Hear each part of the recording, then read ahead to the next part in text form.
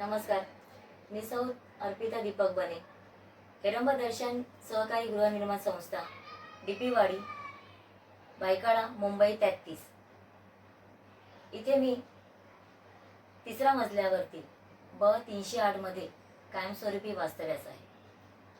माननीय फडणवीस सर, माननीय अजितदादा सर, माननीय एकनाथ शिंदे सर आणि माननीय संजीव जयस्वाल सर यांना मी नमस्कार करून ही विनंती करते की हा व्हिडिओ करण्याचं कारण म्हाडा ह्या इमारतीमधील गैरव्यवहार गैरप्रकार एका सदनिकेबाबत चाललेला आहे. म्हाडा अतिरिक्त सदनिका क्रमांक ब 309च्या हस्तांतरण प्रकरणात कागदपत्रांमध्ये व गाडा तपासणी अहवालामध्ये दिसून येणाऱ्या गंभीर विसंगती, फसवणूक आणि संबंधित मिळकत व्यवस्थापक परिमंडळ 3 कार्यालयातील तिथले संबंधित अधिकाऱ्यांनी जाणून बुजून नियमाचे उल्लंघन करून चुकीचा अहवाल सादर केल्याबाबत त्यांच्या कृतीची सखोल चौकशी करावी, तसेच बेकायदेशीर प्रक्रिया तात्काळ थांबवण्याबाबत व तातडीने हस्तक्षेप करण्याची मी मागणी करते.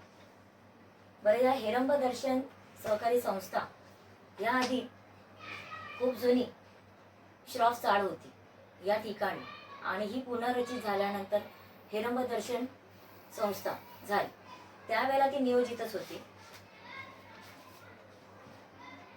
अजितदादांना मला हे दाखवायचं आहे की हा एक परिपत्रक आहे आणि त्यामध्ये पारदर्शकता, विश्वासता म्हणजेच म्हाडा हे त्यांनी जे परिपत्रक प्रसिद्ध केलं आहे त्याबद्दल मला सांगायचं आहे. का? कारण बऱ्याच मोठे जे अधिकारी आहेत जसे मुख्यमंत्री, उपमुख्यमंत्री ह्या लेवलला बऱ्याच जणांना माहीतच नाही की त्यांचे जे गृह खात्यातले अधिकारी, जसं मी आत्ताच म्हणाली की परिमंडळ 3 मिळकत व्यवस्थापक, मुंबई इमारत दुरुस्ती, इथले जे अधिकारी आहेत ते किती बेकायदेशीर प्रमाणे कृत्य करतात, गैरकृत्य करतात, गैरव्यवहार त्यांचे चालू आहे. हा प्रकार गेल्या वर्षभर आम्ही आमच्या समोर पुरावे असून सुद्धा हे अधिकारी आम्हाला सतत त्रास देण्याच्या बाबतीतच करतात. जसं मी आत्ता म्हणाली की मी या मूळ सदनिकेमध्ये राहते. माझं लग्न 2007 मध्ये झालेलं आहे. 2007 ते आत्ता 2025 चालू आहे. माझा नवरा दीपक बने, याचा जन्म 1979 मध्ये झालेला आहे. जेव्हा ती चाळ होती, एक श्रॉफ चाळ, त्या इमारतीचा पहिला इतिहास जाणून घेऊया. चाळीचा एक मालक असतो आणि त्या चाळीत राहणारे जे रहिवासी असतात ते भाडेकरू असतात. ज्यामध्ये चाळीचा मालक एक नेमलेला असतो जो रहिवाशांकडे भाडं वसुली करतो. श्रॉफ चाळमध्ये बने कुटुंब सन 1976ला राहावयास आले. कारण शिधापत्रिका ही सन 1976 सालची आहे आणि त्यात 5 जणांची नोंद असून ही नोंद मिळकत व्यवस्थापक परिमंडळ 3 वरळी या कार्यालयात देखील आहे. शिधापत्रिकामध्ये मूळ नाव हे श्री वासुदेव धोंडू बने यांचे आहे.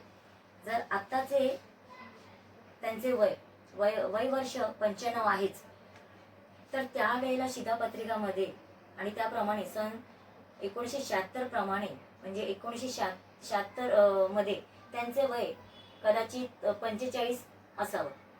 कारण त्यांचा जन्म आणि त्यांच्या आधार कार्डावरती 25 जुलै 1930 सालची नोंद आहे. वासुदेव धोंडू बने यांचा जन्म आधार कार्डवरती नोंद आहे. आता शिधापत्रिकामध्ये 5 जणांची नावं आणि वय आहे. वासुदेव बने 45 वय, वासंती बने 36, सर्वात मोठा मुलगा नारायण बने त्यांचं वय 12 आणि नंदकुमार बने त्यांचं वय 9. त्याच्यामध्ये सरिता बने ही मुलगी 5 वर्षाची. तसंच एक लहान मुलगी सविता बने, कदाचित ती लहान असावी म्हणून तिचं नाव शिधापत्रिकेमध्ये नोंद केली नसावी. जर नंदकुमार बने आत्ता 2025 मध्ये कुटुंबाकडून लेखी खोटे विधान करून स्वतः हेच सांगतोय की श्रॉफ चाळमधली ही जी खोली म्हणजे मूळ खोली मी आत्ता ज्या मूळ सदनिकेमध्ये राहते तिथली चाळीमधली मूळ सदनिका ही श्रॉफसाळमधली 38 नंबरची बने कुटुंबाने म्हणजेच नंदकुमार बने यांनी घेतलेली असा हा दावा करतो. मग त्यावेळी सन 1976 मध्ये वासुदेव बनेच्या नावावरती शिधापत्रिका कशी झाली? त्यावेळी वय वर्ष 9 असलेला नंदकुमार बने यांनी स्वतःच्या मिळकतीवर घेतलेला श्रॉफसाळीतली खोली कशी काय घेतली? वासुदेव बने हे त्यावेळेला गिरगाव येथील झावबा वाडीत काते बुक बाइंडर मध्ये काम करत होते. माझे मिस्टर दीपक बने, दीपक वासुदेव बने यांचा जन्म 5 जून 1979 ला झाला. त्याला लहानाचं मोठे करणारे हे सगळे घरातील त्याच्या कुटुंबातलेच आहेत. आणि जी आहेत ती रक्ताची नाती म्हणतात, पण सर्वात लहान असल्यामुळे आम्हाला आमच्या मूळ सदनिकेमधून बाहेर काढण्याचा सर्वांचा प्रयत्न आहे. त्यातील सोसायटीचे पदाधिकारी जे दीपक बने यांच्या कुटुंबातले सर्व सदस्य, कारण हा जो अतिरिक्त सदनिकामधील जे फसवणुकीबाबत किंवा गैरव्यवहार जो बाहेर काढला, त्यानंतर हा सगळा प्रकार त्यांच्या लक्षात आल्यानंतर आम्हाला आमच्याच मूळ सदनिकेमधून बाहेर काढण्याचा प्रयत्न चालू आहे. मी ज्या मूळ सदनिकेमध्ये राहते ही मूळ सदनिका मूळ मालक अशी नोंद आहे मिळकत व्यवस्थापक परिमंडळ 3 बर्डी इथे नोंद आहे नंदकुमार वासुदेव बने. तसेच अतिरिक्त सदनिका जी त्यांनी त्यावेळेला घेतली 2000 सालमध्ये पुनर्रचित इमारतीमध्ये म्हाडा सदनिका घेतली, ती सदनिका त्यांच्या मिळकतीने घेतली आणि ती आत्ताच्या सस्थितीमध्ये नंदकुमार बने यांच्याच नावाने आहे. तसंच जुनी श्रॉफसाळीतील मूळ सदनिका क्रमांक 138 मध्ये वासुदेव धोंडू बने यांच्या नावे असलेल्या विजेचे बिल, जे आपण लाईट बिल बोलतो, ते सुद्धा माझ्याकडे 1978 सालचं आहे. जर नंदकुमार बने म्हणतात की चाळीचं मूळ खोली ही त्यांनी घेतलेली आहे, तर वासुदेव धोंडू बनेच्या नावाने लाईट बिल कसे का आले? ते नंदकुमार बनेच्या नावाने असले पाहिजे होते. आणि 78 सालमध्ये वासुदेव बनेचे मुलगे म्हणजे नंदकुमार बने त्याचं वय 11 वर्ष असायला पाहिजे म्हणण्यापेक्षा आहे त्यावेळेला होतं. तसेच माझ्याकडे अजून एक लाईट बिलचं एक पुरावा आहे जो 1993 साली वासुदेव धोंडू बनेच्याच नावाने आहे.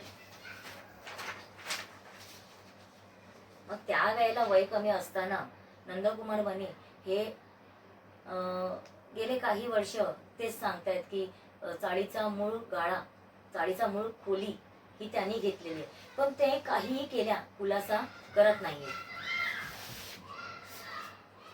हा मिळकत व्यवस्थापक यांच्याकडून मला 2 दिवसाआधी माहितीचे अधिकार 2005 अंतर्गत ही संपूर्ण माहिती मला मिळालेली आहे.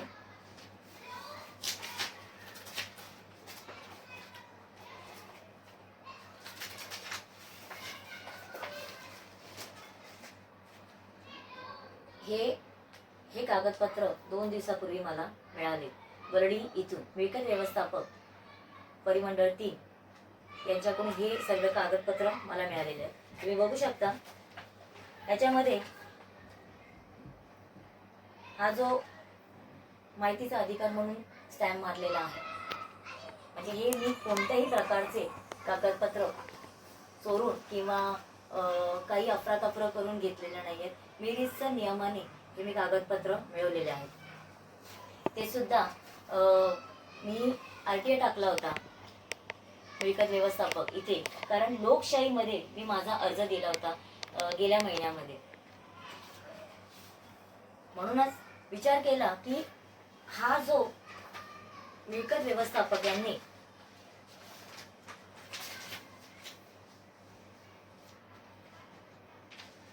पुगा म्हणजे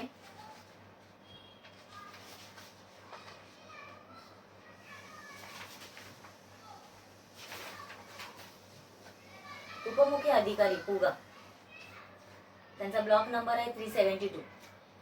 हा संपूर्ण अहवाल जो काढलेला आहे हा सरळ सरळ खोट्या पद्धतीचा अहवाल काढलेला आहे. आणि तो कसा आणि कशा प्रकारे ते मी तुम्हाला सविस्तर सांगण्यासाठी हा जो इतिहास आहे तो समजणं गरजेचं आहे.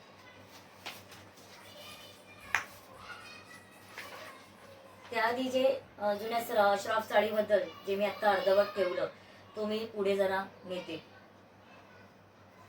वासुदेव धोंडू बने यांचा सर्वात मोठा मुलगा नारायण वासुदेव बने यांचं लग्न कदाचित साल मला नीट आठवत नाही, पण कदाचित 1985 किंवा 1986 साली श्राप चाळीत असताना, म्हणजे ही जेव्हा चाळ होती त्या चाळीमध्ये असताना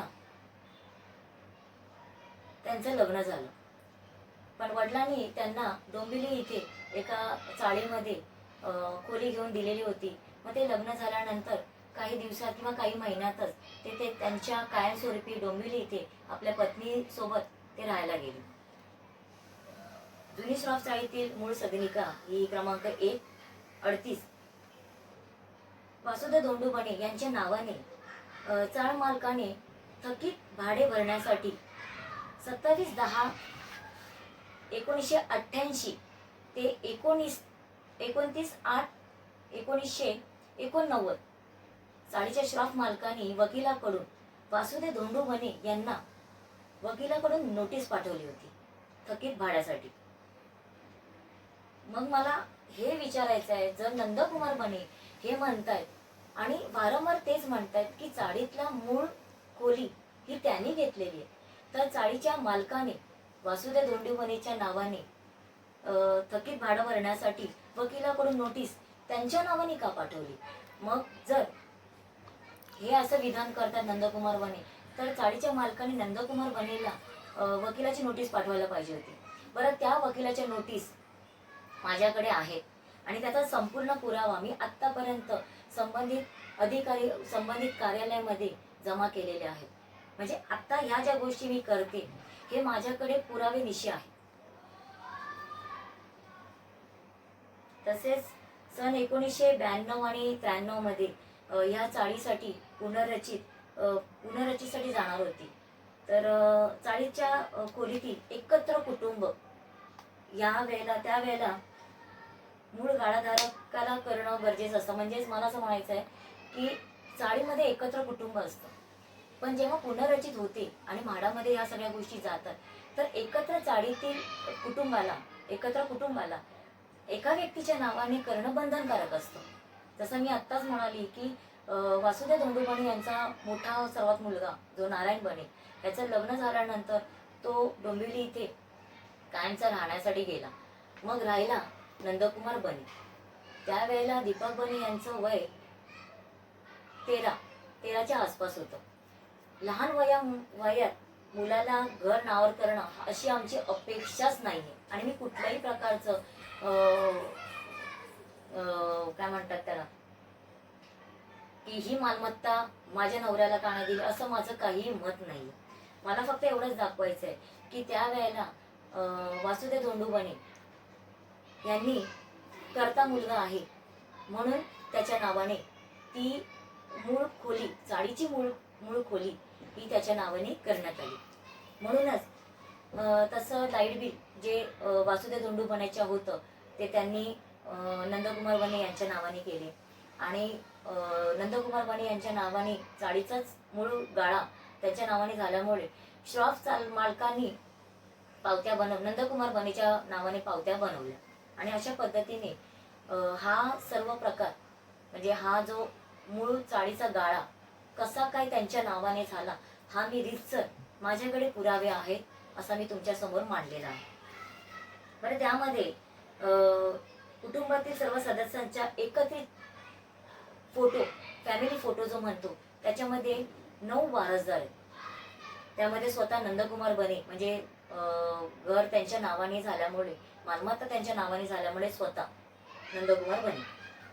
दुसरे वासुदेव बने वडील म्हणून. तिसरे आई वासंती बने. चौथा मोठा भाऊ नारायण बने. पाचवा मोठी जी भाऊजे जे नारायण बने यांची पत्नी. 6 बहीण जी सरिता बने. 7वी बहीण ती सुद्धा सविता बने. भाऊ दीपक वासुदेव बने आणि पुतणी जी नारायण बने यांची सर्वात लहान मुलगी, तिचं नाव निकिता बने, हे 6 वारसदार यामध्ये लावलेले आहेत. आणि ही संपूर्ण नोंद मिळकत व्यवस्थापक परिमंडळ 3 वर्डी यांच्या नस्तीमध्ये ही संपूर्ण नोंद आहे. त्यानंतर हे सर्व कुटुंब पुनर्रचीसाठी ही जेव्हा चाळ गेली, त्याच्यानंतर संक्रमण शिबिरामध्ये त्यांचा खोली नंबर होता 55, हे सर्व एकत्र कुटुंब तिथे गेली. त्या संक्रमण शिबिरामध्ये सर्व कुटुंब एकत्र राहत असताना दोन्ही बहिणींची लग्न झाली. तसेच त्या सासरी गेल्या. त्यावेळेला सुद्धा नंदकुमार बने यांचं लग्न झालं आणि त्यांच्या पत्नीचे नाव शिधापत्रिकेमध्ये नोंद करून दोन्ही बहिणीची नाव कमी करण्यात आली. नंदकुमारच्या बायकोला एक मुलगी, पहिली मुलगी झाली तिथे संक्रमण शिबिरमध्ये. हे सगळं असताना पुनर्रचित श्राफ चाळीचा ताबा सन 2000 मध्ये मूळ खोली हिरंब दर्शन इमारतीमध्ये मूळ गाडा क्रमांक 308 मध्ये देण्यात आला, जिथे मी आता या मूळ सदनिकेमध्ये राहत आहे. आणि तसेच मूळ सदनिका अस्तित्वात असल्यामुळे त्यावरती अतिरिक्त सदनिका क्रमांक 309 ही मिळाली. जर मूळ सदनिका नसती तर अतिरिक्त सदनिका कशी मिळाली नंदकुमार बने यांना? तर अतिरिक्त सदनिका नंदकुमार बने यांनी स्वतःच्या मिळकतीनेच घेतलेली आहे, याच्यामधून काही दुमत नाहीये. तर ती मूळ सदनिका असल्यामुळे त्याची किंमत फारच कमी, म्हणजे 1,80,000, सगळे मिळून 1,97,255 एवढी रक्कम नंदकुमार बने यांनी भरलेली आहे. आणि त्याची पावती सुद्धा आहे, त्याची नोंद मिळकत व्यवस्थापक यांच्याकडे आहे. आणि जर त्यावेळेला कोणी बाहेरून व्यक्ती आलेला असेल तर त्याला मूळ सदनिका नाही म्हणता येणार, आपण अशी खरेदी करतो त्या व्यक्तीला 3 ते 3.5 लाखामध्ये ही म्हाडा इमारतीमधील सदनिका मिळालेली आहे. जसे नंदकुमार बने यांची बहीण पूजा हांदे, म्हणजे जसं मी मगाशी म्हणाली सरिता बने सर्वात जी मोठी बहीण आहे, नंदकुमार बनेच्या नंतरची जी बहीण आहे ती पूजा हांदे, तिने याच इमारतीमध्ये 5व्या मजल्यावरती सदनिका खरेदी केली. त्याची किंमत जवळजवळ 3 ते 3.5 लाखापर्यंत तिला ती मिळाली. याची नोंद असेलच सोसायटीमध्ये आणि मिळकत व्यवस्थापक यांच्याकडे सुद्धा ती नोंद असेलच, कारण ह्याचा पुरावा माझ्याकडे नाही. मला सांगण्याचा उद्देश का आहे की वारंवार नंदकुमार बने हेच सांगतायत की चाळीचा मूळ मालक मीच आहे, त्याच्यामुळे मूळ सदनिका ही माझीच आहे आणि अतिरिक्त सदनिका ही त्याचीच आहे. आम्हाला काहीच म्हणायचं नाहीये. मूळ मालक अजूनही नंदकुमार बने आणि अतिरिक्त सदनिकेची सुद्धा मालक नंदकुमार बनेच आहेत. पण दीपक बने हा कोण आहे? बरं, सन 2000 मध्ये स्वतः मूळ मालक नंदकुमार बने आणि त्याची पत्नी नेहा बने याचे शिधापत्रिकेतील नाव मूळ सदनिकेमधून कमी केले आणि अतिरिक्त सदनिकेमध्ये म्हणजे क्रमांक B309 याच्यामध्ये त्यांनी नवीन शिधापत्रिका त्यांनी काढली. आणि शिधापत्रिकेमध्ये मूळ सदनिकेतले स्वतः वडील वासुदेव धोंडू बने, त्यांची पत्नी वासंती वासुदेव बने आणि मुलगा सर्वात लहान आहे दीपक वासुदेव बने. या मूळ सदनिकेमध्ये जेव्हापासून ताबा मिळाला तेव्हापासून शिधापत्रिकेमध्ये या तिघांचीच नाव आहे. यामध्ये कुठेही नंदकुमार बने या 308 मध्ये कधीही वास्तव्यास राहिलेला नाही. त्यांनी जे वास्तव्य घेतलं त्यांनी अतिरिक्त सदनिकेमध्ये 309 मध्ये त्यांनी वास्तव्यास राहायला गेला आणि तिथे त्यांनी नवीन शिधापत्रिका काढली. तर अशा प्रकारचा हा जुन्या चाळीचा श्राफ चाळीचा इतिहास अशा पद्धतीने नंदकुमार बने कधीच सांगणार नाही, कारण आतापर्यंत मी जे बोलली ते सर्व पुरावे माझ्याकडे आहेत. भले ती जुन्या श्राफ चाळीमध्ये वासुदेव धोंडू बने यांच्या नावाने तो त्यांच्या मालकीचा जो चाळीचा मूळ गाळा होता 38 नंबरचा त्यांच्या नावाने नाही झाला, पण त्यांनी तो मुलाला दिला. त्यावेळी शिधापत्रिका, लाईट बिल आणि मतदान ओळखपत्र हे मेन ओळखपत्र मानले जातात. आधार कार्ड तर 2012 नंतर आलं आहे, पण त्यावेळेला ओळखपत्र कसली तर तुमचं रेशन कार्ड आणि मतदार यादी. बरं, माझ्याकडे जुने मतदार यादी सुद्धा आहेत, त्याच्यामध्ये या सर्वांची नावं आहेत, पण ते कधीपासून कधी कुठल्या सालपासून याची सुद्धा माझ्याकडे पुरावे आहेत. याबाबतच मला हे सगळ्या गोष्टी सांगायच्या होत्या. बरं, ह्याच्या पुढे ही गोष्ट आहे की आता ह्याच्या पुढे जे मी सांगणार आहे गैरव्यवहार, एकच व्यक्ती नंदकुमार बने, एकाच व्यक्तीला गुणाजी सीताराम वाडकर त्या खरेदीदाराला ती अतिरिक्त सदनिका क्रमांक B309 एकदा नाही, दोनदा नाही, तीनदा खरेदी विक्रीचा व्यवहार हा गैरव्यवहार बेकायदेशीर करण्यात आलेला आहे. तो कसा, तो मी आता सांगते. जेव्हा पुनर्रचित झाल्यानंतर 2000 सालमध्ये तारीख आता मी प्रत्येक वेळेला नाही सांगू शकत, कारण माझ्याकडे आत्ता हे काही स्क्रिप्ट लिहिलेलं नाही आहे. जे मी माझ्या डोक्यात येत आहे मी त्या पद्धतीने आणि अत्यंत सरळ भाषेत मी सांगण्याचा प्रयत्न करते, तो कृपया समजून घ्यावं अशीच माझी एक विनंती आहे. तर पुनर्रचित इमारत हिरंग दर्शन मानाची झाल्यानंतर 2000 सालमध्ये जी झाली आणि अतिरिक्त सदनिका नंदकुमार बने यांनी 2002 मध्ये, एप्रिल 2002 मध्ये माडाचा उल्लंघन करून लॉक इन पिरियडमध्ये खरेदी विक्रीचा व्यवहार हा नोंदणीकृत कागदपत्रात न करता, म्हणजे साधा नॉटरी आपण जे करतो साध्या 20 रुपयाच्या स्टॅम्पमध्ये, म्हणजे नोंदणीकृत नाहीये, रजिस्टर केलेले पेपर नव्हते, त्या कागदपत्राच्या आधारावरती त्यांनी अतिरिक्त सदनिका क्रमांक B309 ही विक्री करण्यात आली आणि गुणाजी वाडकर यांना ती विक्री करून दिली. तेव्हापासून गुणाजी वाडकर यांनी ती सदनिका त्यांच्या सख्ख्या भावाला, मला त्या भावाचं नाव नाही माहिती, पण त्या सख्ख्या भावाला, त्याच्या कुटुंबाला ती राहाव्यास दिली आणि नंदकुमार बने 2002 पासून कायमचे वास्तव्य करायला गेले बोरेली इकडे. ते अजूनही तेच म्हणतात की मूळ मालक आहे. मी अजूनही तीच मान्यता देते की दोन्हीही सदनिकेचे मूळ मालक हे नंदकुमार बनेच आहे, पण ही सदनिका वडिलोपार्जित आहे.